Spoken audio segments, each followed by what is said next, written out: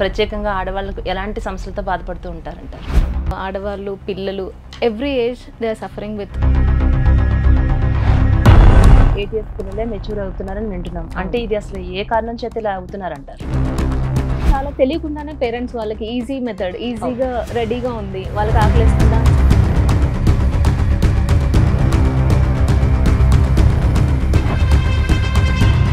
ఇది ఇప్పుడు జనరేషన్ నమ్మకపోవచ్చు, కానీ ఒకప్పుడు మాత్రం ఒక 16-17 ఇయర్స్ ఏజ్ వచ్చేస్తుంది. అప్పట్లో చూసుకుంటే మ్యారేజెస్ కూడా ఎర్లీ టైంలోనే మ్యారేజెస్ చేసేటట్టు వాళ్ళు. ఆ టైంలో కాకపోతే కొన్ని నాటు వైద్యాలు చేయించేలా చేయడం జరిగేది. ఈ నాటు వైద్యాలు నేను ఎప్పుడు అంటే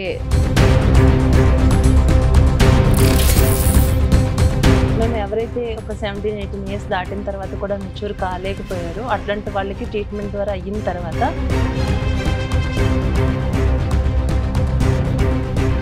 నాట్ ట్రీటబుల్ అని కాదు, వాళ్ళకి ట్రీట్మెంట్స్ ఉన్నాయి. సో మ్యారేజెస్ విషయంలో మాత్రం చాలా లేట్ చేసుకున్నారు. ఈ లేట్ ప్రాసెస్ వల్ల వీళ్ళకి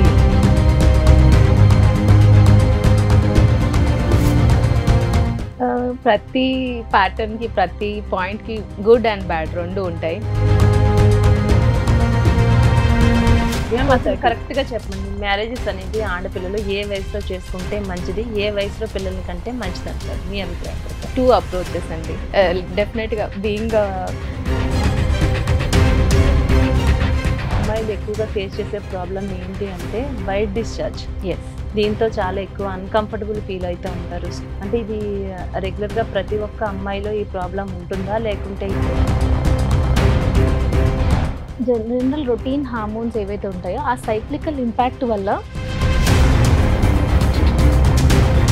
మ్యారేజెస్ అయిన తర్వాత కొంతమందికి పీరియడ్ రాలేదు. ఓకే, రాకపోతే వాళ్ళు గైనకాలజిస్ట్ దగ్గరికి వెళ్ళిపోకుండా ఏదో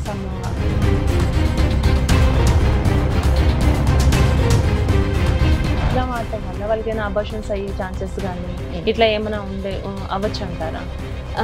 అన్లెస్ అవి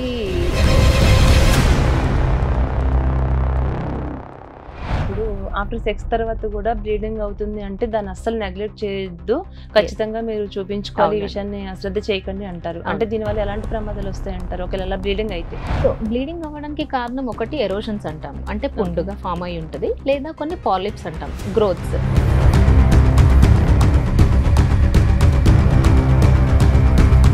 welcome to V5 news family doctor. ఇవాళ మన ఫ్యామిలీ డాక్టర్ ప్రముఖ గైనకాలజిస్ట్ విజేత హాస్పిటల్ డాక్టర్ నవత గారు ఈరోజు మన V5 స్టూడియోలో మనతో ఉన్నారు. మేడం నమస్తే అండి. హలో అండి, ఎలా ఉన్నారు మ్యామ్? బాగున్నాను, థ్యాంక్ యూ సో మచ్. ముఖ్యంగా ఆడవాళ్ళకి ఎన్నో రకాల సమస్యలతో బాధపడుతూ ఉంటారు, చిన్న పిల్లల దగ్గర నుంచి పెద్దవాళ్ళ వరకు. మీరు గైనకాలజిస్ట్ గా, ఒక స్పెషలిస్ట్ గా మీరు ఉన్నారు. అసలు ప్రత్యేకంగా ఆడవాళ్ళకు ఎలాంటి సమస్యలతో బాధపడుతూ ఉంటారంటారు? ఈ జనరేషన్ లో ఆడవాళ్ళు, పిల్లలు, every age they are suffering with, అంటే ఒక్కొక్క రకమైన సమస్యలతో సఫర్ అవుతున్నారు. So including like children 8 years 9 years వాళ్ళకే ఎర్లీగా మెనార్కీ వస్తుంది, లైక్ ప్రికాషియస్ ప్యూబర్టీ అంటాము. And at certain age like 17-18 years మా దగ్గరకు వచ్చే వాళ్ళందరూ చాలా మంది ఇర్రెగ్యులర్ పీరియడ్స్ తో వస్తున్నారు, లైక్ పీసీఓడి సమస్యలతోనే దాంతో వస్తున్నారు. And then after like 20-22 years marriage అయిన తర్వాత 2 to 3 years తర్వాత నుంచి చాలా మంది ఇన్ఫర్టిలిటీతో వస్తున్నారు. అండ్ దెన్ ఆఫ్టర్ 30 years మళ్ళీ bleeding issues like irregular periods or heavy menstrual bleeding. And 40-45 again మళ్ళీ menopausal, pre menopausal. So every age, every certain stage నుంచి ప్రతి ఒక్కరు ఒక రకమైన సమస్యలతోనే బాధపడుతూనే ఉన్నారు. I can say it may be because of the environmental changes or the stress related or అంటే మన food habits ని కూడా చాలా చేంజెస్ అయిపోయాయి. సో ఇవి వాళ్ళ రీజన్స్ అవ్వచ్చు. సో ఇన్ డీటెయిల్ గా కొంచెం మనం మాట్లాడుకుందాం. తప్పనిసరిగా అండి. ఫస్ట్ ఆఫ్ ఆల్ ముందుగా ఏంటంటే చిన్న పిల్లల విషయానికి వస్తే సాధారణంగా ఒకప్పుడు మనం చూసుకుంటే గనక మెచ్యూర్ అవటం అంటే 13-14 years 9th class 8th class ఈ టైంలో వాళ్ళు మెచ్యూర్ అయ్యేటటువంటి. కానీ ఇప్పుడు పిల్లల్ని చూస్తుంటే వాళ్ళు అంటే 7 years 8 years పిల్లలే మెచ్యూర్ అవుతున్నారని వింటున్నాం. అంటే ఇది అసలు ఏ కారణం చేత ఇలా అవుతున్నారంటారు? So first thing I can say is because of lack of exercise, one thing. And kids are more prone to, అంటే ఎక్కువగా TV screens is one reason. Phones, TV ఇలాని దీని ఎక్స్పోజర్ చాలా ఎక్కువైపోయింది పిల్లలకి.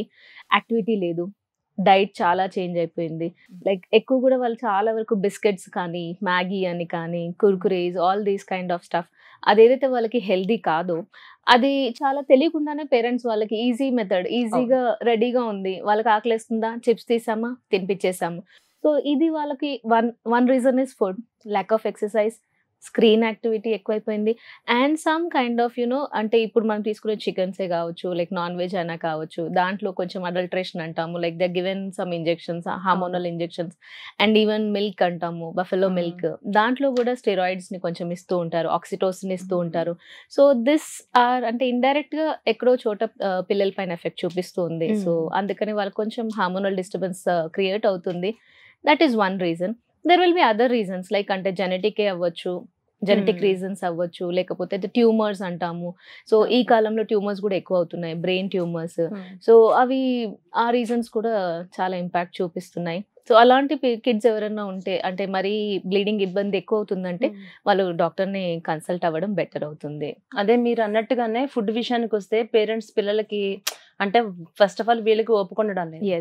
ఒకప్పుడు పిల్లలు అంటే వాళ్ళు తినేంత వరకు పేరెంట్స్ పట్టించుకోవడం, కేర్ తీసుకోవడం, వాళ్ళు ఎలాంటి హెల్తీ ఫుడ్ తినాలి ఇవన్నీ మంచిగా చూసుకునేటోళ్ళు. ఇప్పుడు ఈ బిజీ లైఫ్ లో పడిపోయిన తర్వాత ఎక్కడైతే మదర్ కూడా జాబ్ చేస్తుందో పిల్లల్ని అంతలా కేర్ చేయలేక వాళ్ళు ఏదో ఒకటి తింటే చాలు, వాళ్ళకి మంచి ఫుడ్ పెట్టినా దానికి కాంబినేషన్ గా ఈ స్నాక్స్ ఏవైతే ఉన్నాయో ఇవన్నీ కురుకురేలు కావచ్చు, నెక్స్ట్ వచ్చి మనకి చికెన్ ఏదైతే ఉందో చికెన్ అంటే ఎక్కువ ఇష్టపడుతున్నారు పిల్లలు. ఆ చికెన్ తినటం వల్ల కూడా ఎక్కువ శాతంగా చికెన్ వల్ల కూడా ఇలా జరుగుతుంది అంటున్నారు. ఇది నిజమేనా ma'am? Yeah, I can say this part of it. అది ట్రూ అండి. బికాస్ ఆఫ్ దిస్ అడల్ట్రేషన్ అంటాం, అంటే like mixture, I mean unhealthy practices ఏవైతే జరుగుతున్నాయో that could be one reason. అంటే ఇట్లాంటి పేరెంట్స్ కి మీరు ఏం చెప్పదలుచుకున్నారు? వాళ్ళు అంటే పిల్లల్ని ఏ విధంగా వీళ్ళు కేర్ తీసుకోవాలి, వాళ్ళని ఎట్లా వీళ్ళు చూసుకోవాలంటారు?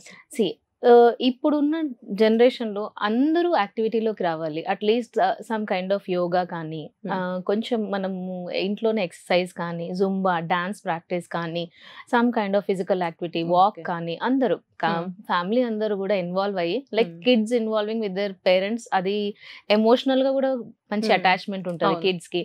సో ఆ టైం మనం మన కిడ్స్ కి, మన ఫ్యామిలీకి ఇచ్చామనుకోండి, healthy family, healthy life. So అది బెనిఫిట్ అవ్వచ్చు. That could be one beneficial effect actually. Okay ma'am. అలాగే మనం చూసుకుంటే చిన్నపిల్లలు ఏ విధంగా అయితే ఇలా జరుగుతుందో, అలాగే 20 years వచ్చిన వాళ్ళు డిగ్రీ కంప్లీట్ అయిపోయేంత ఏజ్ వచ్చేసినా కూడా చాలా మందిని చూస్తున్నాం, మెచ్యూర్ కాలేనటువంటి వాళ్ళు కూడా చూస్తున్నాం. ఇలా ఎందుకు జరుగుతుందంటారు? ఈ రీజన్స్ అయితే మాత్రం వాళ్ళకి ఖచ్చితంగా జెనెటిక్ ఇష్యూస్ ఉంటాయండి. We say it has delayed, I mean primary amenorrhea అంటాము. వాళ్ళకి ఖచ్చితంగా మనం కొన్ని ఇన్వెస్టిగేషన్స్ అనేది చేయించాల్సి వస్తుంది, లైక్ అల్ట్రాసౌండే కానీ, జెనెటిక్ క్రోమోజోమల్ క్యారియోటైపింగ్ కానీ. ఇవి ఇవాల్యుయేషన్ అయితే ఒక గైనకాలజిస్ట్ గా చేసుకుని, then if that every hormone is in normal levels, మనం వెయిట్ చేయొచ్చు ఒక సర్టన్ పీరియడ్ వరకు, లైక్ 16-17 years వరకు వెయిట్ చేసి, then we check for the parameters. అవన్నీ కరెక్ట్ గా ఉన్నాయంటే వి రీఅష్యూర్ దెమ్, ఏం కాదు, కొన్ని చేంజెస్ చేసి మనం ట్రై చేస్తాం అనమాట. In case even all this reports are abnormal or something like that, ఇంకా అది మనం నెక్స్ట్ స్టెప్స్ కి వెళ్ళిపోతూ ఉంటాం అనమాట. మేము అంటే దీంట్లో కూడా నాటు వైద్యాలు చేయిస్తూ ఉంటారు కొంతమంది. అంటే ఇది ఇప్పుడు జనరేషన్ నమ్మకపోవచ్చు, కానీ ఒకప్పుడు మాత్రం ఒక 16-17 years ఏజ్ వచ్చేస్తుంది. అప్పట్లో చూసుకుంటే మ్యారేజెస్ కూడా ఎర్లీ టైంలోనే మ్యారేజెస్ చేసేటటువంటి వాళ్ళు. ఆ టైంలో కాకపోతే కొన్ని నాటు వైద్యాలు చేయించేలా చేయడం జరిగేది. అంటే ఇది ఎంతవరకు అది కరెక్ట్ అంటారు అలా చేయటం? ఈ నాటు వైద్యాలు నేను ఎప్పుడు అంటే మేము చాలా వరకు ఎన్కౌంటర్ అవుతూ ఉంటాము. మేము ప్రాక్టీస్ చేసే పెరిఫరీస్ లో డెఫినెట్ గా చాలా మంది మేము చెట్టు మందు తీసుకున్నాము అంటారు. బట్ యాజ్ అ డాక్టర్ గా ఐ డోంట్ సజెస్ట్ అండి. ఎందుకంటే సమ్ టైమ్స్ కొంతమందికి వాటి వల్ల లివర్ ఇష్యూస్ కూడా వస్తున్నాయి. ఎందుకంటే అది ఇట్ మే బి లైక్ ఆ చెట్ల మందులు చాలా నాటుగా ఉంటాయి, అంటే like it can be digested. So అవి కొంతమంది కొన్ని సైడ్ ఎఫెక్ట్స్ కూడా ఇస్తూ ఉంటాయి. సో అది నిజంగానే ఆయుర్వేదంలో ప్రూవ్డ్ ఉండుంటే సజెస్ట్ చేసుకొని, ఆయుర్వేదం కూడా ఇప్పుడు మంచి ప్రాక్టీసే, దాన్ని కాదని అనము.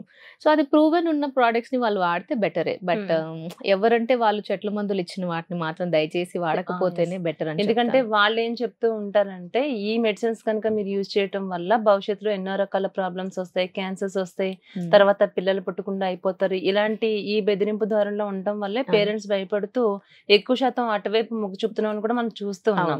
కానీ ఇది కరెక్ట్ కాదంటారు. డెఫినెట్ గా కాదండి. ఏ మెడిసిన్ అయినా it has it own benefits and minimal side effects ఉంటాయి. సో అది ఆ సైడ్ ఎఫెక్ట్స్ ఎక్కువగా ఉండుంటే మేమే దాన్ని సపోర్ట్ చేయము.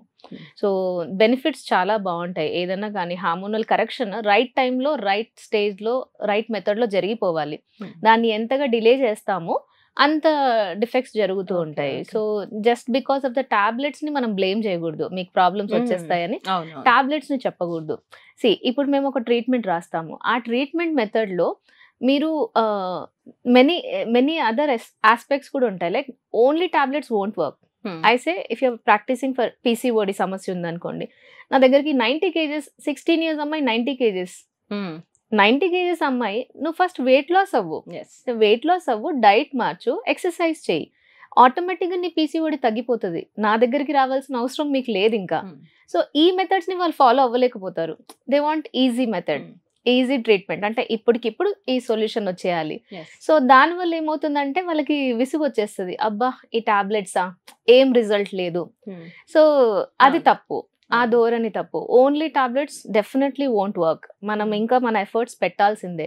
ఖచ్చితంగా I do say for every issue there is a solution. అది న్యాచురల్ గానే చాలా బెనిఫిట్స్ ఉంటాయి. ఆ న్యాచురల్ మెథడ్స్ ని ఫస్ట్ ట్రై కూడా చేయాలి. మాతో పాటు ప్యారలల్ గా మీ ఎఫర్ట్స్ కూడా పెట్టాలి.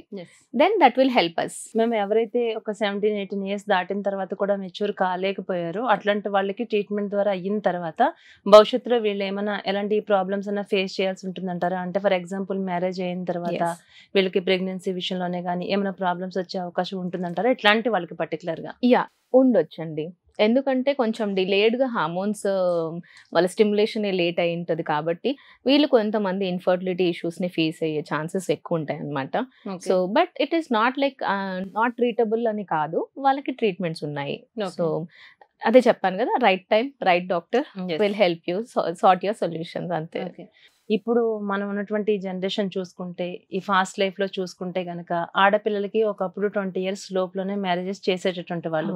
కానీ ఇప్పుడు వాళ్ళు కూడా ఏం చెప్తున్నారంటే పిల్లలు సెటిల్ అవ్వాలి, అయిన తర్వాతే మ్యారేజెస్ చేయాలని పేరెంట్స్ డిసైడ్ అవుతున్నారు. అలాగే వీళ్ళు కూడా అలాగే డిసైడ్ అవుతున్నారు. ఎట్లా మనం ఒక సెటిల్ అయిన తర్వాతనే మనకు ఒక జాబ్ రావాలి. దీంతో ఏమైతుందంటే ఆటోమేటిక్ గా ఒక 20-25 years లోపు కంటే కూడా 30+ వరకు కూడా వెళ్ళిపోతున్నారు.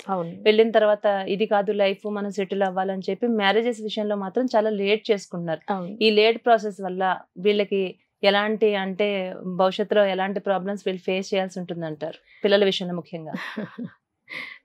ప్రతి ప్యాటర్న్ కి, ప్రతి పాయింట్ కి గుడ్ అండ్ బ్యాడ్ రెండు ఉంటాయి. సో జనరల్ గా 30 years తర్వాత ఎప్పుడు కూడా we definitely face some issues అండి. దాంట్లో మెయిన్ గా ఇన్ఫర్టిలిటీ ఇష్యూస్ కొంచెం వస్తాయి. Just because egg quality, egg size, egg number అన్ని తగ్గుతూ వస్తూ ఉంటాయి after 30. And it is not like 30 తర్వాత పిల్లలు అవ్వరు అనే పాయింట్ కాదు. మా professional doctors all of us conceive 30 years తర్వాతనే. మా అందరూ కిడ్స్ అందరూ first kid is 30 years of age లో ఉంటారు. So we are example that late age 30 years లో కూడా మ్యారేజ్ అయ్యాక పిల్లలు అవుతారు, అవ్వరు అని కాదు. కానీ but we as doctors our self అంటే ఒకలాంటి ఎమోషనల్ ట్రామా నుంచి వెళ్తాం. అంటే 30 years తర్వాత పిల్లలకి లోపాలు వచ్చే ఛాన్సెస్ ఎక్కువ ఉంటాయి. లైక్ డౌన్స్ అంటాము, లైక్ హార్మోన్ ఏమంటారు సిండ్రోమిక్ డిజీజెస్ వస్తూ ఉంటాయి అనమాట. సో ఆ ఫేజ్ అంతా మేము భయంతోనే వెళ్తూ ఉంటాం అనమాట. 30 years లో కన్సీవ్ అవుతున్నాము, ఇది కరెక్టా అని. నా సజెషన్ అందరికైతే please plan your pregnancies before 30. That's a safer time actually. And you get more, you'll be more energetic. Correct గా చెప్పండి, మ్యారేజెస్ అనేది ఆడపిల్లలు ఏ వయసులో చేసుకుంటే మంచిది, ఏ వయసులో పిల్లల కంటే మంచిది అంటారు మీ అభిప్రాయం ప్రకారం? 2 approaches అండి. డెఫినెట్ గా బీయింగ్ ప్రాక్టీసింగ్ డాక్టర్ 2 approaches. నేను రెండు జనరేషన్స్ ని చూస్తూ ఉంటాను. అంటే లైక్ ఎర్లీగా మ్యారేజ్ చేసుకొని 20 years లో పిల్లల్ని కంటారు, 30 years లో కనే వాళ్ళని చూస్తాను. నాతో పాటు ప్రాక్టీస్ చేసే ఫ్రెండ్స్ అయినా, కొలీగ్స్ అయినా, లేదా సాఫ్ట్వేర్ ఫ్రెండ్స్ అయినా ఉన్నారు. I see both the kinds of people. ఎందుకంటే పెరిఫరీస్ లో నాకు వచ్చేది అందరూ 20 years 22 years కి వాళ్ళే early marriage, 20 years marriage, next year లో ప్రెగ్నెన్సీస్ అన్ని. సో వీళ్ళల్లో నేను చాలా తక్కువ డిసీజెస్ చూస్తాను మదర్ కి. వాళ్ళకి అసలు చాలా సింపుల్ గా వాళ్ళు హ్యాపీగా ప్రెగ్నెన్సీ కన్సీవ్ అయిపోతారు. అండ్ వెరీ ఈజీగా వాళ్ళ డెలివరీస్ కూడా చాలా స్మూత్ గా ఉంటాయి. వాళ్ళకి నేను ఎలాంటి ఇష్యూస్ చూడను. లైక్ షుగర్ అని కానీ, థైరాయిడ్ అని కానీ, బీపీ అని కానీ చాలా రేర్ గా చూస్తాను. వెరస్ వన్స్ 30 టచ్ అయ్యారనుకోండి, నా కాషియస్నెస్ పెరుగుతుంది ఆ పేషెంట్ వైపు. And even I suggest them, ఎందుకంటే వాళ్ళకి బీపీ పెరిగే ఛాన్సెస్ ఎక్కువ ఉంటాయి, ఖచ్చితంగా థైరాయిడ్ ఇష్యూస్ వస్తాయి, షుగర్ ఇష్యూస్ వస్తాయి, సో డయాబెటీస్ అంటాము, జీడిఎం. సో ఇవన్నీ ఏంటంటే పిల్లల పైన కూడా ఎఫెక్ట్ చూపిస్తూ ఉంటుంది. సో వాళ్ళ పుట్టబోయే పిల్లలకి కూడా నెక్స్ట్ ఆ ఫ్యూచర్ వాళ్ళు కూడా ఎక్కడో చోట ఇంపాక్ట్ ఉంటుంది. So better we plan our pregnancies before 30. ఇప్పటికీ కొంతమందిని చూస్తూనే ఉన్నామండి, 14-15 years లో అంటే ఎర్లీగా మెచ్యూర్ అవుతున్నారు ఇప్పుడు పిల్లలు, 8 years 9 years కి. తర్వాత పేరెంట్స్ వాళ్ళ భయం ఏం జరుగుతుందో, ఆడపిల్లని సేఫ్ గా మనం పెట్టుకోవాలి ఈ ఉద్దేశంతో కూడా ఎర్లీగా మెచ్యూర్ అయిన పిల్లలకి ఒక 15-16 years ఈ ఏజ్ లోనే మ్యారేజెస్ కూడా కొంతమంది చేస్తున్నారు, చూస్తున్నాం మనం. ఇట్లాంటి వాళ్ళకి నార్మల్ డెలివరీస్ అవన్నీ ఈజీగా కొంత హెల్దీగా ఉంటారు కాబట్టి అవడం జరుగుతుంది. పిల్లలు పెరిగినప్పుడు కూడా same mother and daughter sisters లా ఉంటారు, ఇంత చిన్న మదర్ అనుకోవట్లేదు, ఇట్లా ఇలా ఉంటది కదా మ్యామ్. వీళ్ళకి ఏంటంటే ఆ టైంలో బాగానే అనిపిస్తుంది, కానీ ఇలా ఎర్లీగా పిల్లల్ని ఎవరైతే కంటారో ఇట్లాంటి వాళ్ళకి ఫ్యూచర్ లో ఏమైనా ప్రాబ్లమ్స్ రావచ్చు అంటారా? ప్రాబ్లమ్స్ ఏమి ఉండదండి, అంటే but I definitely say before 18 is not good. Before 18 years pregnancies ని అడ్వైస్ చెయ్యము, ఎందుకంటే బాడీ ఒకలాంటి మెచ్యురేషన్ స్టేజ్ అనేది వస్తూ ఉంటుంది. Till 18 years it's average 18 years అమ్మాయిలకి ఆ ఏజ్ వరకు వాళ్ళ బాడీని అడాప్టేషన్ అంతా అవుతూ ఉంటుంది. So till 18 years marriages is not advised. Anything plan your pregnancies after 20 years. That's an ideal age. After 18 after 20 it is better. You are mature enough both mentally, physically and every aspect. Because వచ్చే emotional 18 to 16 years అనుకోండి, వాళ్ళకి లోక జ్ఞానం ఉండదు, and it's very difficult handling a baby. Just ఏదో పెంచుతున్నాము అందరితో పాటు అలా కాదు. ఇప్పుడున్న జనరేషన్ లో you need to know about the world, అంటే చుట్టూ ఏం జరుగుతుంది, మన బేబీకి మనం ఏం కేర్ ఇవ్వాలి, నాకేం కేర్ కావాలి, నేనేం తీసుకోవాలి, ఈ జ్ఞానం చాలా అవసరం. So at least 18 years. అవును, మీరు అన్నట్టుగానే ఒకవేళ చిన్న ఏజ్ లో మ్యారేజెస్ చేస్తే ఆ టైంలో వాళ్ళ మదరే పాపని కేర్ చేయాల్సి ఉంటుంది, ఎందుకంటే వీళ్ళే చిన్న పిల్లలు హ్యాండిల్ చేయలేరు, చేయడం తెలియదు. యూ వోంట్ బిలీవ్ అండి, మేము చిన్న మ్యారేజెస్ అంటే 18 years లోపల ఉన్న వాళ్ళు, అంటే లైక్ 18 years కి డెలివరీ అయిన వాళ్ళు బేబీని పట్టుకోలేని, కొన్నిసార్లు పడేసిన బేబీస్ ని కూడా చూసాం. సో నాకు అది చాలా బాధేస్తుంది అనమాట. అంటే వాళ్ళకి ఆ మెచ్యూరిటీ లేదు, they can't handle a baby. So first అది మనం అది తెలుసుకోవాలి, ఆ అవగాహన తనకు ఉండాలి. దిస్ ఈస్ మై బాడీ, నాకేం జరుగుతుంది, నా బాడీలో జరిగే మార్పులు ఏంటి, దీనివల్ల నెక్స్ట్ నా లైఫ్ ఎలా ఉంటది, నేను బేబీని ఎలా హ్యాండిల్ చేయాలి, అవన్నీ వాళ్ళకి తెలిసి ఉండాలి. Correct ma'am. అట్లాగే మ్యామ్, అసలు మెచ్యూర్ అయిన తర్వాత అంటే ఒక 14 years కావచ్చు, ఒక 13 years కావచ్చు, ఫస్ట్ మెయిన్లీ అమ్మాయిలు ఎక్కువగా ఫేస్ చేసే ప్రాబ్లం ఏంటి అంటే వైట్ డిశ్చార్జ్. దీంతో చాలా ఎక్కువ అన్కంఫర్టబుల్ ఫీల్ అయితే ఉంటారు. స్కూల్కి వెళ్ళినప్పుడు కానీ, కాలేజెస్కి వెళ్ళినప్పుడు కానీ వాళ్ళకి ఒక అనీజీగా అనిపిస్తుంది. అంటే ఇది రెగ్యులర్ గా ప్రతి ఒక్క అమ్మాయిలో ఈ ప్రాబ్లం ఉంటుందా, లేకుంటే ఎలాంటి వాళ్ళలో ఈ ప్రాబ్లం ఫేస్ చేస్తూ ఉంటారంటారు? ఫస్ట్ థింగ్, ఇది డెఫినెట్ గా ఒక ఇంపార్టెంట్ పాయింట్ అని నేను చెప్తానండి, ఎందుకంటే దెర్ ఆర్ 2 aspects. వన్ అంటే ఒక normal female general routine hormones ఏవైతే ఉంటాయో ఆ సైక్లికల్ ఇంపాక్ట్ వల్ల వాళ్ళకి వైట్ డిశ్చార్జ్ జరుగుతుంది. అది చాలా మినిమల్. సో ఆ డిఫరెన్స్ ఎలా తెలుస్తుందంటే, కొంచెం తడిగా ఉండడం it is normal in the middle of the cycle, like 15th day తర్వాత నుంచి పీరియడ్ వచ్చే 10 days prior గా మీకు ఆ కొంచెం తడి ఉండడం చాలా నార్మల్. డిఫరెన్సియేషన్ పాయింట్ చాలా ఇంపార్టెంట్, అంటే white or half white colour లో జరుగుతున్న వైట్ ని అది నార్మల్ ఫినామినా అంటాము. బట్ అది కొంచెం brown, yellow, brown, green colour వస్తుంది, ఇచ్చిగా ఉంటుంది, ఇచ్చింగ్ ఎక్కువ ఉంది, అండ్ ఫౌల్ స్మెల్లింగ్ అంటాం, అంటే స్మెల్ బాగా రాకపోవడం, అలాంటివి అయితే మాత్రం ఖచ్చితంగా మీరు డాక్టర్ దృష్టికి తీసుకొచ్చుకోవాలి. ఈ వైట్ ది మాత్రం భయపడద్దు, ఇది ఖచ్చితంగా భయపడద్దు. ఎందుకంటే నా దగ్గరికి చాలా మంది పేరెంట్స్ మా అమ్మాయికి వైట్ అయిపోతుంది ఆ భయానికి చాలా వస్తూ ఉంటారు. సో ఈ వైట్ డిశ్చార్జ్ మాత్రం ఎలాంటి సమస్య కాదు, that is very much normal. అయితే దీంట్లో కొన్ని సజెషన్స్ నేను యాక్చువల్గా స్కూల్ పిల్లలకి, ఈ టీనేజ్ అమ్మాయిలకి నేను ఇది ఒక్క సజెషన్ మాత్రం, చేంజ్ యువర్ ప్యాంటీస్ ఫ్రీక్వెంట్లీ, అంటే ఎవ్రీ 6 months కి 3 to 6 months హార్డ్లీ ప్యాంటీస్ కొత్త ప్యాంటీస్ కి వెళ్ళిపోండి. ప్రొలాంగ్డ్ గా సేమ్ కాటన్ ప్యాంటీసే వాటిని వాడే వల్ల ఏమవుతుందంటే కొంచెం ఇన్ఫెక్షన్స్ ఎక్కువ జరుగుతూ ఉంటాయి. రెండోది ఎక్కువగా టైట్ క్లోత్స్ అంటే ఎప్పుడు కూడా ఫంగల్, ఎక్కడైనా కానీ మాయిశ్చర్ ఎక్కడ ఉంటే అక్కడ ఫంగస్ వస్తూ ఉంటది. So same way there is no ventilation. అంటే ఎందుకంటే అమ్మాయిలు ఎక్కువ టైట్ జీన్స్ కానీ టైట్ ప్యాంట్స్ కానీ వేసుకుంటున్నారు. అట్లీస్ట్ అట్ హోమ్ కొంచెం లూజ్ క్లోత్స్ వేసుకోవడానికి ట్రై చేయాలి. అండ్ ఫ్రీక్వెంట్ అంటే జస్ట్ మీకు కొంచెం వైట్ డిశ్చార్జ్ అవుతుంది, keep that area healthy, wash it properly and tap it dry. అంటే క్లీన్ గా తడి ఉండకుండా పొడిబారే ప్లేస్ లాగా పొడిగా ఉండేలాగా చూసుకోవాలి. And the other one thing I can suggest is pads. ఈ ప్యాడ్స్ లో కొన్ని ప్లాస్టిక్ ప్యాడ్స్ ఉన్నాయి. ఇది ఒక కన్సర్న్ మనం ఈ కాలంలో చూస్తున్నాను. నేనైతే చాలా అబ్జర్వ్ చేస్తున్నాను. ప్లాస్టిక్ కోటెడ్ ఉన్న ప్యాడ్స్ ఏవైతే లైక్ పేరు చెప్పొచ్చో లేదో బట్ ఇట్ ఇస్ విస్పర్ అలాంటివి ఏమవుతాయంటండి, plastic coated they release some kind of chemicals. So అది ప్రొలాంగ్ యూసేజ్. మీరు ఒక్కసారి యూజ్ చేశారు అమ్మాయి అప్పుడు రాదు. ప్రొలాంగ్డ్ గా అదే విస్పర్ ని వాడుతూ ఉన్నారనుకోండి, నిదానంగా అది మన స్కిన్ ని ఇన్ఫెక్ట్ చేస్తూ ఉంటాయి. అంటే అక్కడంతా డ్యామేజ్ అవుతూ ఉంటుంది, దాని వల్ల ఇన్ఫెక్షన్స్ ఎక్కువ అవుతున్నాయి. So I suggest cotton pads.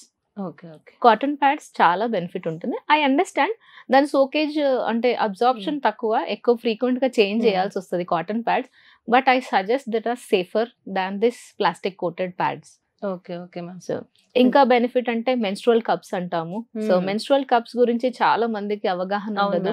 But దాని గురించి అట్లీస్ట్ ఒకసారి గైనకాలజిస్ట్ ని కనుక్కొని మాట్లాడుకొని then you can get trained and start using menstrual cups. Okay ma'am. అలాగే పీరియడ్స్ సమయంలో కూడా చాలా ప్రాబ్లమ్స్ ఫేస్ చేస్తూ ఉంటారు.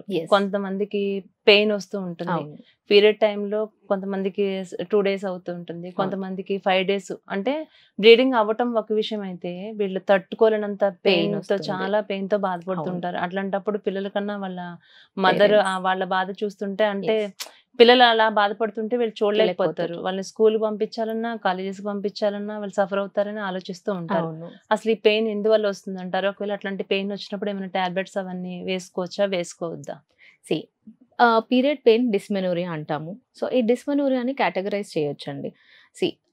భరించగలిగే పెయిన్, భరించలేని పెయిన్. కొన్నిసార్లు పెయిన్ తో పాటు కొంతమందికి మోషన్స్ అవుతాయి, వామిటింగ్స్ అవుతాయి, కొంతమంది సిక్ అయిపోతారు. సో అలాంటివి మాత్రం ఖచ్చితంగా డాక్టర్ నోటీస్ కి రావాల్సిందే అండ్ మెడికేషన్ అవసరం పడుతుంది. అండ్ కొన్నిసార్లు కొన్ని హార్మోనల్ ట్రీట్మెంట్స్ వల్ల ఒక 2-3 cycles మేము హార్మోన్ సైకిల్స్ టాబ్లెట్స్ పెడతాము. అవి యూజ్ చేశాక వాళ్ళకి ఆ పీరియడ్ ప్రాబ్లం కొంచెం తగ్గిపోతుంది, పెయిన్ ప్రాబ్లం తగ్గిపోతుంది. కొంతమందికి ఏంటంటే ఫస్ట్ డే ఆ బేసిక్ పెయిన్ ఉంటుంది and if it is bearable you can bear it. Not every time మనం పెయిన్ కిల్లర్ వాడాలి అనేది కాదు. జస్ట్ ఆ స్పాజమ్ పెయిన్ ని రిలీవ్ అవ్వడం కోసం కొన్ని స్పాస్మోడిక్స్ ఇస్తాం అనమాట, యాంటీ స్పాస్మోడిక్స్. సో అలాంటి టాబ్లెట్స్ కొన్ని బెనిఫిట్ ఉంటుంది. అంటే సాధారణంగా మ్యామ్ ఈ పీరియడ్ టైంలో ఎలాంటి మెడిసిన్స్ యూజ్ చేయొద్దు, మెడిసిన్స్ వాడటం వల్ల ఫర్దర్ గా ఫ్యూచర్ లో గర్భసంచికి కొన్ని ప్రమాదాలు జరిగే అవకాశం ఉంటుంది, అందువల్ల ఆ టైంలో మెడిసిన్స్ వాడొద్దు అని ఏదైనా అంటే మెంతులు వాటర్ లో వేసుకుని తాగండి ఇలాంటి సజెస్ట్ చేస్తూ ఉంటారు పెద్దవాళ్ళని చూస్తూ ఉంటే. అంటే ఆ టైంలో అంటే ఏ ప్రాబ్లం వచ్చినా సపోజ్ మనకి ఫీవర్, హెడేక్ ఇలా ఏదైనా రావచ్చు, వచ్చినప్పుడు మనం అదర్ టాబ్లెట్స్ ఏమైనా యూజ్ చేయొచ్చు అంటారా? కొన్ని యూజ్ చేయొచ్చండి, చేయొచ్చు. కొన్ని ఏది కూడా ఫ్రీక్వెంట్ గా వాడకూడదు. అకేషనల్ మనకు అవసరమైనప్పుడు like emergency kind of tablets Dolo is safer, we can use it. అది చాలా వరకు చాలా పెయిన్స్ మన టాప్ టు టో బాడీలో ఎక్కడ ఏ పెయిన్ అయినా కానీ Dolo will help us. It has like mild tablet, so దాన్ని యూజ్ చేసుకోవచ్చు అండి. అది నేను అందరికి సజెస్ట్ చేస్తాను. Dolo you can use it. Like even minimal cramp అని భరించలేకపోతున్నారు, డోలో కూడా కొన్నిసార్లు పనిచేస్తుంది. ఖచ్చితంగా మనము మెఫ్తాలే వేయాలి అనేది కాదు. సో ఇప్పుడు వచ్చే కొన్ని ఇష్యూస్ వల్ల మెఫ్తాల్ స్పాస్ ని కూడా కొంచెం బ్యాన్ చేస్తున్నాము. సో బెటర్ అవాయిడ్ చేసుకుంటే సరిపోతుంది. బట్ చాలా పెయిన్ ఉంది అంటే కొన్ని డ్రోటిన్ టాబ్లెట్స్, బస్కోపాన్ టాబ్లెట్స్ అలా కొన్ని ఉన్నాయన్నమాట. వాటిని డాక్టర్స్ ప్రిస్క్రైబ్ చేస్తారు సివియారిటీని బేస్ చేసి. ఒకవేళ వాళ్ళకి ఎక్కువ ఇబ్బందిగా ఉంది అంటే మనం ఇవాల్యుయేట్ కూడా చేయాలి. ఇవాల్యుయేషన్ అంటే వాళ్ళకి ఇంకేదైనా సమస్య ఉందా, ఓవరీస్ లో కానీ యూట్రస్ లో కానీ ఎక్కడైనా ప్రాబ్లం ఉందా స్కాన్స్ చేసి మనము తెలుసుకోవచ్చు ఎక్కడ సమస్య ఉంది అనేది. Okay ma'am. అలాగే మోనోఫాజ్ అంటే ఇప్పుడు ఏ టైం వరకు లేడీస్ కంటిన్యూటీగా పీరియడ్స్ టైం అనేది ఎప్పటి వరకు వాళ్ళకి వస్తుంది అంటారు? ఒకవేళ మనకి ఒక 35 to 40 ఇయర్స్ లోపులోనే కొంతమందికి క్లోజ్ అవుతూ ఉంటాం చూస్తుంటాం. కొంతమంది 40+ వరకు కూడా మీకు అప్పుడే ఆగిపోయినాయా, మాకు వస్తూనే ఉన్నాయి అంటారు. కొంతమందికి ఎర్లీగా ఆగిపోయిన వాళ్ళని చూస్తే ఐస్ ప్రాబ్లం వస్తున్నాయి, కంటి చూపు సరిగా కనిపించదు అనటం, ఏదైనా ప్రాబ్లం ఉంది అంటే గర్భసంచి తీసేయడం వల్ల కూడా వీళ్ళకి కంటి చూపు మందగించడం, ఇట్లాంటివన్నీ చూస్తూ ఉన్నాం. అంటే ఈ మోనోపాజ్ అంటే ఏమిటి, అసలు దీని నుంచి వచ్చే సమస్యలు ఏంటంటారు? మెనోపాజ్ అంటే మనకి కంటిన్యూస్ గా 12 months పీరియడ్ రాలేదు అనుకోండి, న్యాచురల్ గానే 12 months అసలు పీరియడ్ అవ్వలేదు, అండ్ దెన్ హియర్ ఆన్ ఆ తర్వాత మనకి పీరియడ్ అవ్వలేదు అనుకోండి, దాన్ని మేము మెనోపాజ్ అంటాము. లైక్ 1 year కంప్లీట్ గా మీకు అసలు ఒక పీరియడ్ కూడా అవ్వలేదు అంటే దట్ ఈస్ అ మెనోపాజ్. అలా మనం దాన్ని క్యాల్కులేట్ చేస్తాము. అండ్ అప్రాక్సిమేట్లీ 45 to 50 years వరకు కూడా previous generation, I mean 10 years back వరకు అయితే ఆ ప్యాటర్న్ చూసే వాళ్ళము, 45 to 50 years వరకు కూడా. బట్ ఇప్పుడు ఈ జనరేషన్ లో అయితే ఐఎమ్ అబ్జర్వింగ్ లైక్ 45కే స్టాప్ అయిపోతున్నారు, ఎర్లీగానే స్టాప్ అయిపోతున్నారు, లైక్ 43, 45 లోనే స్టాప్ అయిపోతున్నారు. అండ్ ఎనీథింగ్ బిఫోర్ 40 years అయితే మాత్రం ఎర్లీ మెనోపాజ్ కిందకే వస్తుంది, 35, 40. సో వాళ్ళైతే డెఫినెట్ గా కొన్ని ఇష్యూస్ ఫేస్ చేస్తారండి. ఎందుకంటే మన బాడీలో ఫీమేల్స్ కి మెన్స్ట్రల్ సైకిల్స్ ఎప్పుడైతే జరుగుతూ ఉంటాయో మన బాడీలో ఒక రిథమ్ ఆఫ్ హార్మోన్స్ జరుగుతూ ఉన్నట్టు అర్థం. ఎర్లీగా స్టాప్ అయిపోయినప్పుడు ఆ హార్మోన్స్ కూడా మనకి విత్డ్రా అయిపోతాయి. సో దాని నుంచి వచ్చే ఆస్టియోపోరోసిస్ కానీ, బోన్స్ వీక్ అయిపోవడం కానీ, సో ఇలాంటి కొన్ని ఇష్యూస్ ని మనం ఫేస్ చేస్తాము. సో ఎర్లీ మెనోపాజ్ ఎప్పుడు కూడా కొంచెం ఇబ్బందిగానే ఉంటుంది ఫీమేల్స్ కి. ఓకే, అంటే దీన్ని ఎలా మనం గుర్తించగలం అంటారు? ఎట్లా మనకి ఇంకా ఒక 1 year 2 years లోపల మనకి ఆగిపోతున్నాయి అంటే ముందుగానే ఎలాంటి సింటమ్స్ ఏమైనా కనిపిస్తాయి అంటారు? ముందుగానే సిమ్టమ్స్ అంటే అన్లెస్ ఇవాల్యుయేషన్ అంటే బ్లడ్ టెస్ట్లు ఉంటాయి, బట్ మనకు అంత అవసరం లేదు. మనం ఫస్ట్ బేసిక్ గా మనం చూసుకోవాల్సింది ఏంటంటే మనం నెలసరి కరెక్ట్ గా వస్తుందా, ఫ్లో కరెక్ట్ గా ఉందా లేదా, ఐ మీన్ 2 months ఒకసారి 3 months ఒకసారి వస్తుంది అనుకోండి, then you may be prepared, I mean మీ బాడీ అలా ప్రిపేర్ అవుతుందేమో చూసుకోవాలి. Okay okay. అలాగే బ్లీడింగ్ అయ్యేటప్పుడు కూడా మ్యామ్ కొంతమందిలో ఎట్లా అంటే కంప్లీట్ గా అసలు నాకు బ్లడ్ లేదు, ఓన్లీ వాటర్ లానే అది అవుతా ఉంది అని భయపడుతూ ఉంటారు. అంటే నా ఒంట్లో బ్లడ్ లేదా అని చెప్పి. కొన్ని సందర్భాల్లో ఇది వేస్ట్ బ్లడ్, మనకి అంటే అవసరం లేని బ్లడ్ వెళ్తుంది అంటారు. అసలు నిజంగా చెప్పాలంటే అది మంచి బ్లడ్ మనకి వెళ్తుంది, కానీ అంటే ప్రజల్లో ఉన్నటువంటి అపోహ అలా ఉంది కదా మ్యామ్. ఎట్లా ఎవరైనా బ్లడ్ లేకుండా లిక్విడ్ లాగా వెళ్తూ ఉంటే వాళ్ళు ఏమైనా అంటే ఎలాంటి ట్రీట్మెంట్ చేయించుకోవాలి, ఎందువల్ల వాళ్ళకి అలా అవుతుంది? నిజంగా బ్లడ్ లేకపోవడం వల్లనే ఆ విధంగా అవుతుంది అంటారా? ప్రతి స్టేజ్, ప్రతి ఏజ్ గ్రూప్ లో నేను అడ్వైస్ చేసేది మాత్రం ఒక normal blood checkup, CBP complete blood picture అంటాం. మన బ్లడ్ పర్సెంటేజ్, హిమోగ్లోబిన్ ఎంత ఉంది అనేది ఒక బేస్ లైన్ ఉండాలి ప్రతి ఫీమేల్ కి. And 1 thyroid test, at least 30 years తర్వాత నుంచి మీ థైరాయిడ్ ని చెక్ చేయించుకోండి. Once in while, like 2 years ఒకసారైనా మీ బేస్ లైన్, ముందు థైరాయిడ్ ఉండకపోయిండొచ్చు, 30-35 లో ఇప్పుడు మనకి ఎప్పుడైనా రావచ్చు, 35 లో కూడా థైరాయిడ్స్ రావచ్చు. So because of the stress కానీ, మన వర్క్ ప్యాటర్న్ కానీ, మనం తీసుకునే ఆహారమే కావచ్చు. సో మనం దాన్ని ఒక చెక్ పాయింట్, ఒక బేస్ లైన్, ఓకే నాకు థైరాయిడ్ లేదు, ఐమ్ ఫైన్, ఆ బేసిక్ టెస్ట్లు చేసుకొని ఉండాలి. కొంతమందికి మెయిన్గా ఏమవుతుందంటే బ్లీడ్ నిజంగానే అవుతుంది. అది ఎందుకు అవుతుందంటే బ్లడ్ తక్కువ ఉన్నప్పుడు వాళ్ళ క్లాటింగ్ సిస్టమ్ వర్క్ చేయదు, సో బ్లడ్ క్లాట్ అవ్వదు. అందువల్ల ఏమవుతుంది, ఒకసారి పీరియడ్ స్టార్ట్ అయింది అనుకోండి, అది కంటిన్యూస్ గా ఫ్లో అవుతూనే ఉంటుంది. లైక్ ఒక డేకి 6 pads 7 pads అనే క్వాంటిటీలో ఉంటారనమాట, అంటే ఎక్కువ ఫ్లో అవుతూ ఉంటుంది. ఆ ఫ్లో వల్ల ఉన్న బ్లడ్ ఇంకా తగ్గిపోతూ ఉంటుంది, లైక్ హిమోగ్లోబిన్ తగ్గిపోతూ ఉండడం, మళ్ళీ వాళ్ళు వీక్ అయిపోవడము, మళ్ళీ మేము వాళ్ళకి బ్లడ్ కానీ ఐరన్ ఇంజెక్షన్స్ కానీ సపోర్ట్ పెట్టడం, ఇదంతా జరుగుతుంది. So every time 3 to 4 pads is okay first day. Next day కి మీ ఫ్లో తగ్గాలి. అది ఆ ఫ్లో తగ్గట్లేదు అంటే ఎస్ ఎక్కడో ఏదో జరుగుతుంది, నా బాడీ నేను చూసుకోవాలి. 1 cycle ఎప్పుడన్నా జరగవచ్చండి, లైక్ ఒక 1 year లో ఎప్పుడో ఒకసారి ఒక సైకిల్ మనకి ఎక్కువ అవ్వచ్చు, that is okay. Observe for second cycle, అప్పుడు కూడా మీకు ఇలాగే హెవీ ఫ్లో ఉందనుకోండి, దెన్ డెఫినెట్లీ చెక్ చేయాల్సిందే. ఓకే మ్యామ్, అలాగే ఇప్పుడు సాధారణంగా ఏం చేస్తూ ఉంటారంటే మ్యారేజెస్ అయిన తర్వాత కొంతమందికి పీరియడ్ రాలేదు, రాకపోతే వాళ్ళు గైనకాలజిస్ట్ దగ్గరికి వెళ్ళకోకుండా ఏదో some local level RMP doctors ఎవరినో కలుస్తారు, వాళ్ళు సజెస్ట్ చేస్తారు అది ప్రెగ్నెంట్ అని చెప్పుకోకుండా వాళ్ళు లేదు మీ ఒంట్లో బ్లడ్ లేదు అందువల్ల మీకు కాలేదు, ఈ మెడిసిన్స్ వాడేసేయండి అని చెప్పి పంపించేస్తారు. ఇది వీళ్ళకి ఒక 3 months కంటిన్యూటీగా అయిపోయి అవ్వకపోయేసరికి అప్పుడు వీళ్ళకి సంథింగ్ లోపల వాళ్ళకి కొంత అవగాహన వచ్చేస్తుందండి. వచ్చినప్పుడు ఆ సింటమ్స్ ప్రకారంగా అప్పుడు గైనకాలజిస్ట్ దగ్గరికి వెళ్ళిన తర్వాత అది కన్ఫర్మేషన్ అవుతుంది. ఇక్కడ చూస్తేనేమో ప్రాబ్లం బ్లడ్ లేదు లేదు మీకని వీళ్ళు వేరే మెడిసిన్స్ ఇచ్చేస్తారు. ఈ మెడిసిన్స్ వీళ్ళు వాడతారు. ఇట్లా వాడటం వల్ల వాళ్ళకైనా అబార్షన్స్ అయ్యే ఛాన్సెస్ గానీ ఇట్లా ఏమైనా అవ్వచ్చు అంటారా? అన్లెస్ అవి ప్రెగ్నెన్సీని అంటే సంబంధం లేని మెడిసిన్స్ వాడిస్తే కొన్నిసార్లు అండి, కొన్నిసార్లు ఇబ్బంది అవుతుంది. సో జనరల్ గా ఇప్పుడు పెయిన్ కిల్లర్సే కావచ్చు. పెయిన్ కిల్లర్స్ యూజువల్ గా మేము ప్రెగ్నెన్సీ కన్ఫర్మ్ అయిన తర్వాత యూస్ చేయకూడదు. ఎందుకంటే బేబీ డెవలప్మెంట్ కి ఆ సపోర్ట్స్ కానీ ప్రెగ్నెన్సీ అన్ని కూడా కొంచెం డ్యామేజ్ అవుతూ ఉంటాయి. ఎందుకంటే ఫస్ట్ 3 months లోనే బేబీ బ్రెయిన్ డెవలప్మెంట్ కానీ ఫార్మేషన్ అంతా కూడా ఆ క్రూషియల్ టైం. సో ఆ 3 months లో మేము యాంటీబయాటిక్స్ యూజ్ చేయడానికి కూడా చాలా ఆలోచిస్తాం. వద్దు, వాడితే ఎక్కడ బేబీకి ఎలాంటి ప్రాబ్లం వస్తుందో అని. సో అన్లెస్ మదర్ కి సీరియస్ గా ఉంటే తప్ప మేము యాంటీబయాటిక్స్ కూడా పెట్టడానికి చాలా ఆలోచిస్తాం. అలాంటిది ఈ ఫస్ట్ 3 months లో కొంచెం పెయిన్ కిల్లర్స్ కానీ కొన్ని టాబ్లెట్స్ ని అవాయిడ్ చేయడం చాలా మంచిది. ఫస్ట్ థింగ్, ఎప్పుడైనా మీకు పీరియడ్ మిస్ అయింది అనుకోండి, మీరు మ్యారేజ్ అయిన ఏజ్ గ్రూప్ లో ఉన్న వాళ్ళు ఫస్ట్ ఒక ప్రెగ్నెన్సీ టెస్ట్ జస్ట్ మీరే ఇంట్లో చేసుకోవడానికి ట్రై చేయండి. Then it will sort out, sort out అయిపోతుంది. సో అది బెటర్ ఆప్షన్. Okay ma'am. అలాగే కొంతమందిలో చూస్తూ ఉంటాము, వాళ్ళకి ప్రెగ్నెన్సీ కాదు, 3 months అయినా 4 months అయినా వాళ్ళకి పీరియడ్ సరిగా రావు. కొంతమందికి మ్యారేజెస్ ముందే ఈ ప్రాబ్లం ఉంటుంది, కొంతమందికి పెళ్ళైన తర్వాత వాళ్ళకి ఈ ప్రాబ్లం ఉంటుంది. వీళ్ళు ప్రెగ్నెన్సీ ఏమో అని ఇంట్లో అందరూ హ్యాపీగా అనుకుంటారు, అంతా వీళ్ళు కూడా అవునేమో అనుకుంటారు. కానీ ఎంతో ఆశ పెట్టుకుంటారు, తీరా వెళ్ళిన తర్వాత వాళ్ళకి మళ్ళీ హాస్పిటల్ కి వెళ్ళిన తర్వాత ఇది కాదు అని చెప్తారు. విత్ ఇన్ 1 week లోపలనే మళ్ళీ వీళ్ళకి పీరియడ్ రావడం జరుగుతుంది.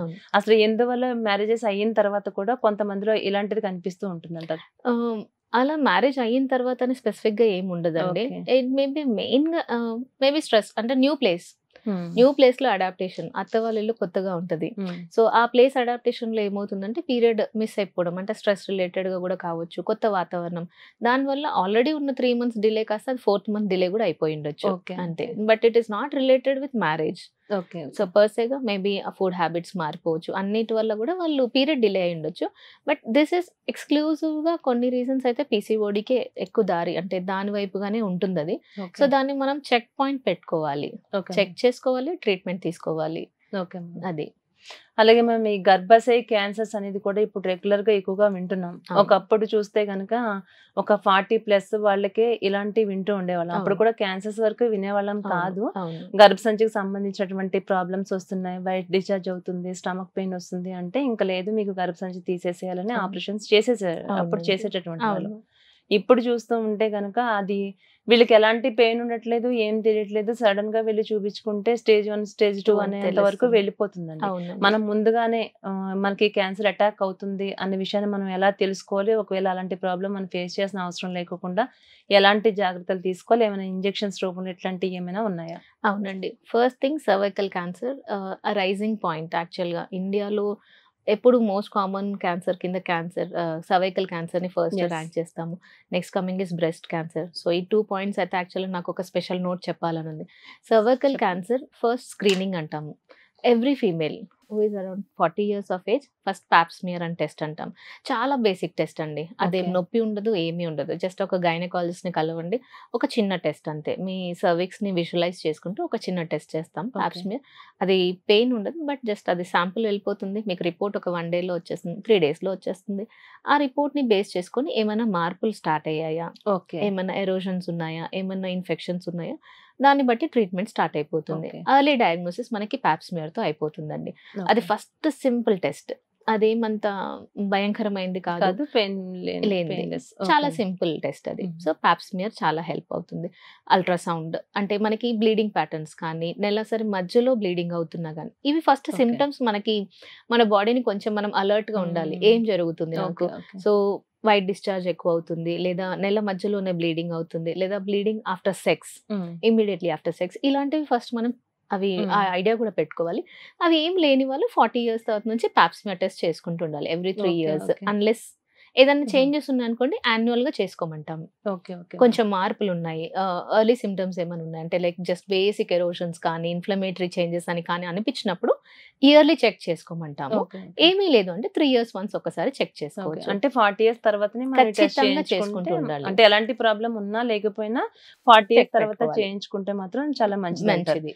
అలాగే మ్యామ్ మీరు అన్నట్టుగానే ఇప్పుడు ఆఫ్టర్ సెక్స్ తర్వాత కూడా బ్లీడింగ్ అవుతుంది అంటే దాన్ని అస్సలు నెగ్లెక్ట్ చేయొద్దు, ఖచ్చితంగా మీరు చూపించుకోవాలి, ఈ అవునండి. విషయాన్ని అశ్రద్ధ చేయకండి అంటారు. అంటే దీనివల్ల ఎలాంటి ప్రమాదాలు వస్తాయి అంటారు ఒకవేళ బ్లీడింగ్ అయితే? సో బ్లీడింగ్ అవ్వడానికి కారణం ఒకటి ఎరోషన్స్ అంటాము. అంటే పుండుగా ఫామ్ అయి ఉంటది. లేదా కొన్ని పాలిప్స్ అంటాం, గ్రోత్స్. అంటే లోపల నుంచి గానీ ఏదైనా గ్రోత్ అంటే అది ఎక్స్ట్రా గ్రోత్ అన్నమాట. సో దాన్ని మనం just if it is not cancerous అనుకోండి, వాటిని దానికి సొల్యూషన్స్ ఉన్నాయి.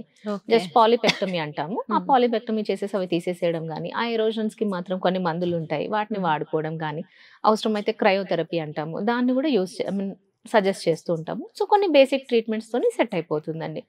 Unless it is very serious or cancerous గా ఉంది అంటే దానికి నెక్స్ట్ స్టెప్స్ వెళ్తూనే ఉండాలి. లైక్ హిస్టెక్టమీ అంటే సర్జరీ, అంటే యూట్రస్ తీసేయడమే కానీ లేకపోతే రేడియోథెరపీ కానీ దాని నెక్స్ట్ స్టెప్స్ ఉంటాయి అన్నమాట. ఆ ట్రీట్మెంట్స్ కి వెళ్ళిపోవాల్సి వస్తుంది if it is cancerous. So Pap smear first suggest చేస్తాం.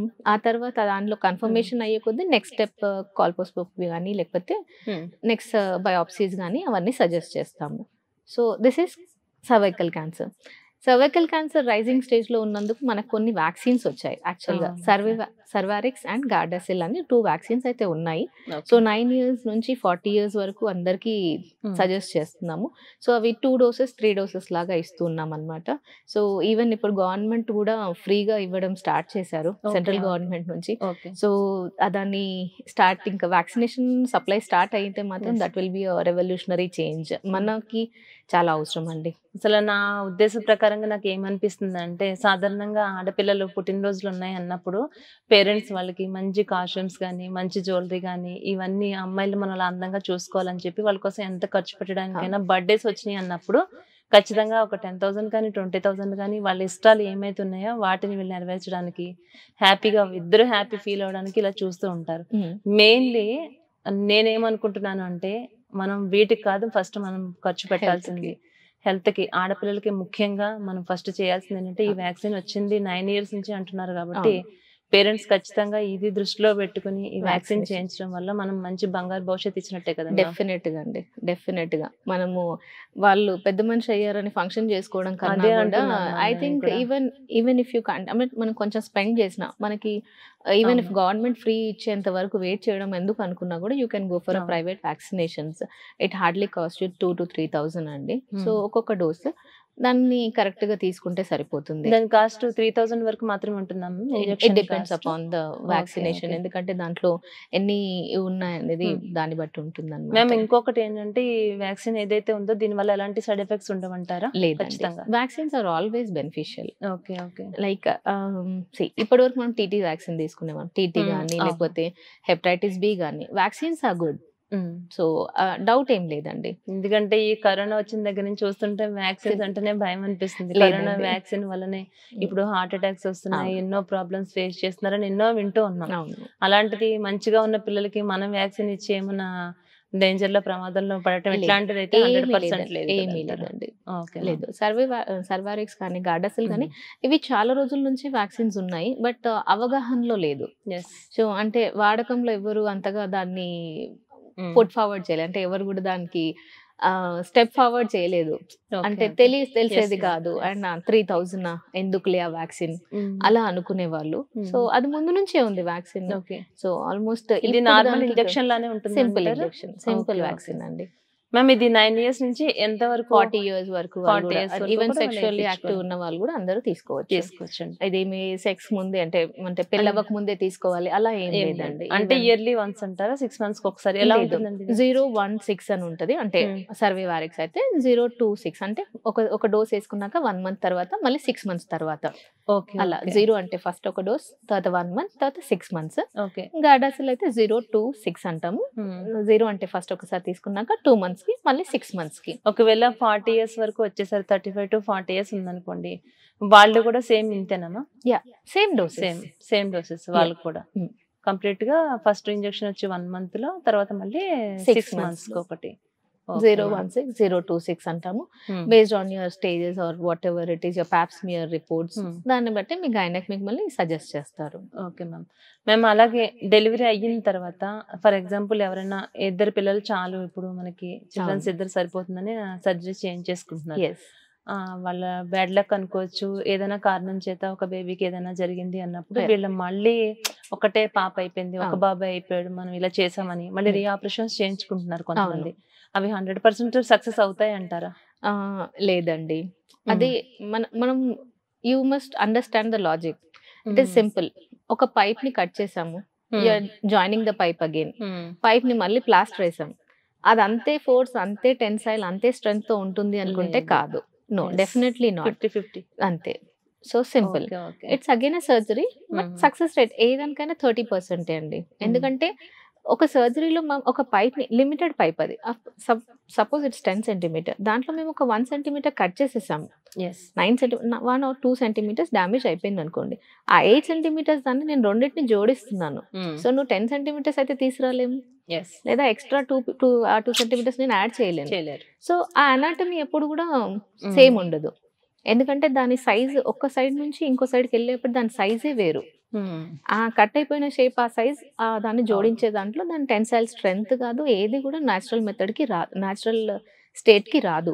So it is only 30%. ఎందుకంటే మ్యామ్ చాలా మంది ప్రజల మ్యామ్, మీరు చాలా మందిని డాక్టర్స్ ఇంటర్వ్యూస్ చేస్తూ ఉంటారు కదా, అయితే కంటిన్యూటీగా అమ్మాయి కోసం చూసుకుని లైన్ గా అబ్బాయిని కంటూ ఉంటారు, అలాగే అబ్బాయిలు కావాలనుకుని లైన్ గా అమ్మాయిలే పుడుతుంటారు. ఇట్లాంటి వాళ్ళకి ఎప్పుడు అనిపిస్తుంది అంటే ఆఫ్టర్ 10 years తర్వాత మనకి బాబు కావాలి, లేకపోతే మనకి పాప కావాలి, ఇలాంటి డౌట్స్ ఉన్నప్పుడు వాళ్ళు వెళ్ళి కొంతమంది చేయించుకునే వాళ్ళు కూడా ఉన్నారు మ్యామ్. కానీ అది చాలా వరకు సక్సెస్ కాలేని వాళ్ళనే చూస్తూ ఉన్నాము.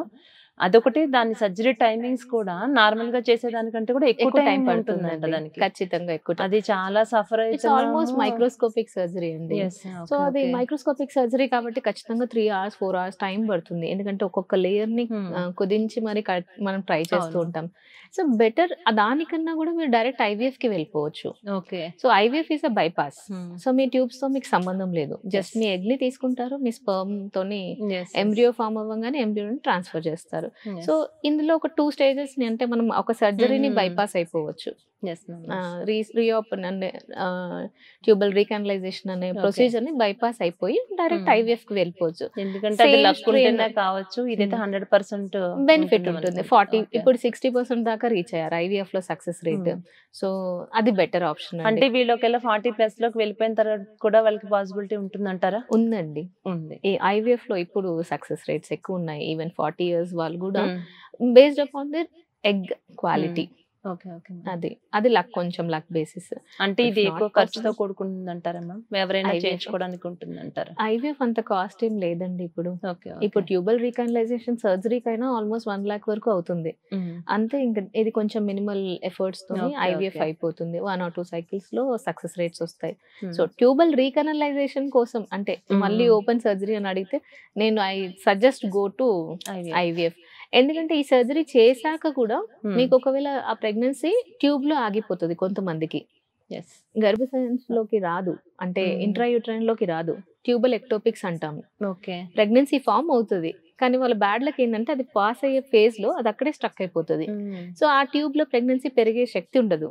సో అక్కడ పెరిగిందంటే అది మళ్ళీ ఇంకొక సర్జరీ.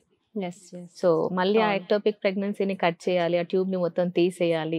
లక్ ఉంటే పర్లేదు, కొన్నిసార్లు we have seen 2 liters of blood loss in, అంటే కడుపులోనే బ్లీడ్ అయ్యి 2 liters బ్లడ్ పోయి, అంటే సో ఇవన్నీ కొన్ని సమస్యలు. వాళ్ళు కూడా చాలా సిక్ అయిపోతారు. అందుకనే బెటర్ ఐవీఎఫ్ కి షిఫ్ట్ అవ్వండి. మనకు అంతగా కావాలనుకుంటున్నాము, go for IVF. Okay ma'am. అలాగే ఈ థైరాయిడ్ ప్రాబ్లం అన్నది మహిళల్లో చాలా ఎక్కువగా మనం చూస్తూ ఉన్నాం. అంటే ఇది మన వంశపారంపర్యంగా వచ్చే అవకాశం ఉంటుందా, లేకుంటే ఇప్పుడు మన రెగ్యులర్ లైఫ్ లో మనం తీసుకునే ఫుడ్, మన ఆహార అలవాట్ల వల్ల ఇది కంప్లీట్ గా చేంజ్ అయిపోతుందా? అసలు ఎందుకు ఇంత సఫర్ అవుతున్నారండి థైరాయిడ్ తో ఇప్పుడు లేడీస్? నేనైతే స్ట్రెస్ అని చెప్తానండి. Stress, food, genetic. Obviously 1 factor will be genetic, the other factor is environmental. So మన ప్యాటర్న్స్, మనం సన్ కి ఎక్స్పోజ్ అవ్వట్లేదు, మనము ఫ్రీక్వెంట్ అంటే ఎక్కువ స్పైసీ ఫుడ్స్ కానీ, అంటే అవుట్ సైడ్ ఫుడ్స్ కానీ, అడల్టరేటెడ్ ఫుడ్ ని కొంచెం ఎక్కువ తీసుకుంటున్నాము. So definitely okay. మేము ప్రతి ఒక్కరు కూడా అంటే వాకింగ్ కానీ, జిమ్‌కి వెళ్ళటం కానీ, అవును. ఫిజికల్ యాక్టివిటీ ఏదో ఒకటి ఉంటే వాళ్ళు చాలా హెల్తీగా ఉంటారు అంటారు. అవును. అసలు వ్యాయామం చేయడం వల్ల చాలా రకాల బెనిఫిట్స్ ఉన్నాయని మనందరికీ తెలుసు. అవును. ప్రత్యేకంగా ఆడవాళ్ళలో వ్యాయామం చేయటం గానీ, వాకింగ్ చేయడం గానీ, ఒక వర్కౌట్స్ జిమ్‌కి వెళ్ళటం గానీ, ఇట్లాంటివి చేయడం వల్ల మనం ఎలాంటి బెనిఫిట్స్ ఉంటాయంటారు? వ్యాయామంలో నేనైతే ఫస్ట్ బెనిఫిట్ అయితే your mental health will be more Yes, better. yes. You will be mentally strong enough. అంటే అన్ని గుడ్ హార్మోన్స్ వస్తాయండి. Mm. So that is the main reason where this yoga కానీ Mm. ఈ సింపుల్ జుంబా అంటే ఏదో పెద్ద Zumba కాదు. Mm. ఇంట్లో పాటలు పెట్టుకొని ఒక రిథంలో మనం వ్యాయామం చేస్తే చెమటలు కారాయంటే చాలండి. Mm. ఆబ్వియస్ గా మన ఫ్యాట్ ఎక్కడో బర్న్ అవుతూనే ఉంది. So that will definitely give good response to your body. మంచి హార్మోన్స్ రిలీజ్ అవుతాయి.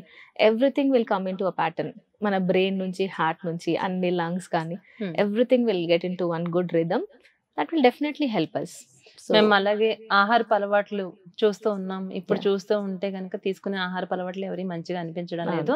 ఈ కరోనా తర్వాత కూడా కొంతవరకు మారారు అవును, ప్రజలంతా చాలా కూడా. మారారు. చాలా చేంజ్ అయ్యారు. Yes. మెయిన్లీ ఫుడ్ విషయంలో ప్రత్యేకంగా లేడీస్ అంటే నాన్ వెజ్ కి ఎక్కువ మనం ప్రిఫర్ చేస్తే మంచిదా, వెజ్ తీసుకుంటే మంచిదా, ఎలాంటి ఆహారపు అలవాట్లకి మనం అలవాటు అయితే మంచిది అంటారు? ఎలాంటి ఆహారం తీసుకుంటే మంచిది మరి ముఖ్యంగా మన ladies? I say veg non veg అని స్పెసిఫిక్ గా చెప్పానండి. I say more protein food. Carbohydrates balance diet అంటాము. దాంట్లో కార్బ్స్ ని కొంచెం తక్కువగా తీసుకుంటూ ప్రోటీన్ క్వాంటిటీ ఎక్కువ ఉందనుకోండి, ఆబ్వియస్ గా we will be healthy. So అది ఏ సోర్స్ ఆఫ్ ప్రోటీన్ అయినా సరే, యానిమల్ ప్రోటీన్ అయినా సరే, వెజ్ ప్రోటీన్ అయినా సరే, అండ్ దాన్ని బ్లేమ్ చేయాల్సిన అవసరం లేదు. అండ్ నాన్ వెజ్జే తినాలి, వెజ్జే తినాలి అని కాదు. ఏదైనా ఒక లిమిట్ లో తినాలి. దాన్ని కుక్ చేసే విధానంలో కుక్ చేస్తే even non veg is not harmful. కానీ మనం ఎక్కువగా ఆయిల్ ఫ్రైలు చేస్తూ డీప్ ఫ్రైలు చేస్తూ ఉన్నాం అనుకోండి, అదైనా విషయమే. అది ఆ ప్రోటీన్ ఫుడ్ కూడా అది డ్యామేజింగ్ అవుతుంది. So I suggest like minimal sprouts, paneer, just meal maker, soya chunks అంటాం. ఇలాంటి కొన్ని గుడ్ ఐటమ్స్ ని మనం అసలు చాలా అంటే నా పేషెంట్స్ కి చెప్పేప్పుడు కూడా వాళ్ళు మేడం ఇదా అని అడుగుతారు. అవును, ఈ స్ప్రౌట్స్ అనేది చాలా అంటే రెగ్యులర్ ఫుడ్. అది అంటే మనకి కానీ అంత హెల్దీ ఫుడ్ విషయానికి వచ్చేసరికి అది రెగ్యులర్ గా అందరూ తీసుకోరు. అవును, నేను అదే సజెస్ట్ చేస్తాను. పన్నీర్ కావచ్చు, మీరు అన్నట్టుగానే స్ప్రౌట్స్ కావచ్చు, ఇవి ఎంత హెల్దీ ఉన్నాయో వాటిని ఎప్పుడైనా తీసుకుంటాం. అవును, గుగ్గుళ్ళు అంటే కూడా అసలు పేషెంట్ మేడం గుగ్గుల్లా అలా కాదు, గుగ్గుళ్ళు నిజంగానే రాజ్మా, చనా ఇవన్నీ మంచి సోర్స్ ఆఫ్ ప్రోటీన్ అండి. అసలు అది ఒక ఈవినింగ్ స్నాక్, కొంచెం ఒక చిన్న కప్, ఒక బౌల్ అందరూ తీసుకోవచ్చు ఇంట్లో. చిన్న పిల్లల నుంచి పెద్దవాళ్ళు, ముసలి వాళ్ళకైనా కానీ ఇవ్వచ్చు. అలా అది కొన్ని మనము నెగ్లెక్ట్ చేస్తున్నామేమో అనిపిస్తుంది. ఆ టైంలో ఏదైనా బజ్జీలు తిన్నామా అలా అయిపోయింది ప్యాటర్న్. సో ఇలాంటి వాటిని కొంచెం స్టార్ట్ చేసామనుకోండి, డిఫరెన్స్ వచ్చేస్తుంది అనిపిస్తుంది. సో మేము అలాగే అంటే 35-40+ అయిన వాళ్ళకి ఖచ్చితంగా నైట్ టైం మిల్క్ తీసుకోవడం వల్ల మన బోన్స్ స్ట్రాంగ్ అవుతాయి. పాలు తాగితే చాలా మంచిది. అలానే బాయిల్డ్ ఎగ్ తీసుకుంటే అది కూడా చాలా మంచిది అంటారు. అలాగే డైట్ ఫాలో అయ్యేటప్పుడు వాళ్ళు ఏం చెప్తారంటే అసలు మీరు కర్డ్ తీసుకోవద్దు, మిల్క్ అనేది ఇంకా అసలు మీరు మర్చిపోవాలి, మీరు చిన్నపిల్లలు కాదు, దీనివల్ల ఫ్యాట్ వచ్చేస్తుంది, మీరు ఖచ్చితంగా వెయిట్ గెయిన్ అయిపోతారు, అసలు పాలు తాకండి, ఇవి సజెస్ట్ చేస్తూ ఉంటారు. 30+ వెళ్ళిపోయినాక ఆటోమేటిక్ గా వెయిట్ పెరుగుతున్నామంటే ఏజ్ పెరుగుతున్నాకంటే వెయిట్ పెరుగుతున్నారని ఎక్కువ టెన్షన్ మొదలైపోతుంది. కానీ మిల్క్ తీసుకోవడం వల్ల ఎన్నో రకాల లాభాలు ఉన్నాయి. కానీ ఇప్పుడు మనం తాగే మిల్క్ కరెక్ట్ కాదు అంటున్నారు. అట్లా ఎలా మనం చేయాలంటారు? మరి నేను ఒక పాయింట్ చెప్తానండి. మిల్క్ మెయిన్ గా సజెస్ట్ చేయడానికి రీజన్ కాల్షియం. మన బాడీకి కాల్షియం చాలా అవసరం. సో మనం తీసుకునే మిల్క్ ప్రోడక్ట్ ని అది సోర్స్ అంటే ఎక్కడి నుంచి వస్తుంది, అది ప్యాకెటా లేకపోతే లైక్ న్యాచురల్ గానే వచ్చిన మిల్కా, అదొక్కటి చూస్ చేసుకోండి. అది కొంచెం వైజ్ గా మనం డెసిషన్ తీసుకోవాలి. అండ్ ఆబ్వియస్ గా కొంచెం point of like fat layer అనేది మీగడ ఎక్కువ ఉంటుంది కదా. సో అందుకే టోన్డ్ మిల్క్ ని ఎక్కువ ప్రిఫర్ చేయమని చెప్తాం. After certain age like 30 years if you're obese, మన బాడీ మాస్ ఇండెక్స్ ని బేస్ చేసుకొని మన బాడీకి ఎన్ని క్యాలరీస్ కావాలో అంత దానికోసమని కొంచెంగా టేపర్ చేస్తారు. మీరు పెరుగు తినకండి అనడానికి మెయిన్ రీజన్ అది ఉండొచ్చు. సో మజ్జిగ తీసుకోవడానికి ట్రై చేయాలి. ఇంకా మెయిన్ గా అంటే కాల్షియం సోర్స్ మనకి నువ్వులు. కానీ నువ్వుల్ని ఒక దీనిగా పిక్చరైజ్ చేశారు. నాకు అదే చాలా బాధేస్తుంది. నువ్వుల్లో చాలా మంచి కాల్షియం సోర్స్ ఉంటుంది. సో నువ్వుల లడ్డు పల్లీలు కూడా Basic గా. తీసుకోవచ్చా? పల్లీల కంటే ఎక్కువ నువ్వుల నువ్వులు నువ్వుల్లోనే బేసిక్ గా కాల్షియం ఎక్కువ ఉంటుంది. మనకి రాగులు కూడా చాలా మంచివి. మేబీ అందుకేనేమో మన ముందు జనరేషన్ అమ్మ వాళ్ళు, నాన్నమ్మ వాళ్ళు రాగి జావ రోజు తాగేవాళ్ళు. మనం ఆ రాగి జావ అంటే అసలు ఆహా రాగియా ఏంటి అవును. అన్నట్టుగా ఉన్నారు. అంటే అది అసలు కూడా తెలియని కూడా మజ్జిగ తెలీదు. పలుచగా కలుపుకుని తాగటం. నిజంగా మళ్ళీ మ్యామ్ రాగి పిండితో బెల్లం కలుపుకుని చేసుకోవడం. దోసలు చేసుకునేటి అవును. వాళ్ళు ఇవన్నీ అవును. ఆ ముందు చాలా కామన్ గా ఉండేది. ఇప్పుడు రాగులు అంటే పేషెంట్స్ కి మాకు అసలు రాగులు ఎలా ఉంటాయి ఫోటో చూపించండి మేడం అయ్యో. అంటున్నారు. సో అలాంటి స్టేజ్ కి వచ్చేసామేమో. అసలు. అది కొన్ని నెగెటివ్ పాయింట్స్ యాక్చువల్ గా. ఈ వీటిలో కాల్షియం ఎక్కువ ఉంటది. ఉమ్. మనం పాలు తాగకపోయినా తాగాలని అనిపించదు. చాలా మంది పేషెంట్స్ అవును. నాకు మిల్క్ అంటే పడదు, నాకు స్మెల్ ఇష్టం లేదు అని అంటారు. ఉమ్. ఐ సజెస్ట్ దెమ్ నువ్వులు తినండి, రాగులు. సో అవును. ఇలాంటివి కొంచెం వెయిట్ తక్కువ ఉన్న వాళ్ళు లైక్ ఉమ్. బాడీ మాస్ ఇండెక్స్ తక్కువ ఉన్న వాళ్ళు మంచి బనానా కూడా తీసుకోవచ్చండి. ఓకే. ఇవన్నీ కొంచెం ఉమ్. కాల్షియం సోర్సెస్ ఎక్కువ ఉంటాయి అన్నమాట. సో అలాంటివి ఓకే, కొన్ని ఓకే. ప్రిఫర్ చేయొచ్చు. It is like balancing. Um. నేను ఇది తీసుకోకూడదు, నేను ఇంకేది తీసుకోవచ్చు. Okay, so okay. అలాంటివి ట్రై చేయాలి. Thank you ma'am. అంటే ఫుడ్ విషయంలోనే కాదు, లేడీస్ ప్రతి ఒక్కరూ కూడా 30+ చిన్న వయసు నుంచి కూడా వాళ్ళ మదర్స్ కానీ ఎలాంటి కేర్ తీసుకోవాలి, ఎలాంటి జాగ్రత్తలు తీసుకోవాలి, ఎలాంటి ఫుడ్ తీసుకోవాలి, ఏదైనా సమస్య వస్తే దానికి ఎట్లా డాక్టర్ని ఎలా కలవాలి, ఎన్నో విషయాలండి. అంటే చాలా విషయాలు ఈరోజు మీ ద్వారా తెలుసుకోవడం జరిగింది. చాలా సంతోషంగా ఉంది మ్యామ్. వన్స్ అగైన్ మా ఛానల్కి వచ్చినందుకు, ఎంతో వాల్యుబుల్ విషయాలు మాతో చర్చించినందుకు thank you ma'am. Thank you so much. Thank you Prajwala గారు. Thank you so much. Okay. నాకు సమాజానికి మన ముందు ఒక సందేశాన్ని ఇవ్వాలి అనుకున్నాం. దానికి ఒక ఛాన్స్ మీరు ఇచ్చినందుకు thank you so much. Welcome ma'am. Always welcome. Thank you ma'am.